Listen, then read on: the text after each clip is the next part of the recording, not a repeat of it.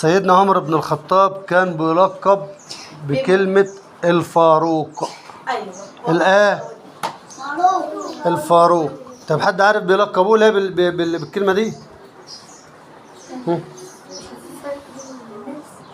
كان في فرق بينهم وبين الناس. هو كان بيعمل فرق بين حاجة وحاجة. ايوه.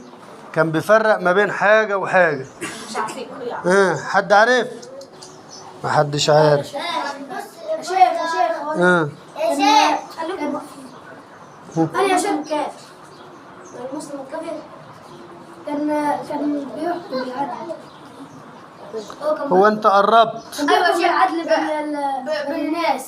كان لما كان يجي يعمل حاجه تبع الناس يا شيخ من عنده. اسمه الفاروق لانه كان بيفرق ما بين حاجة وحاجة. ايه هي؟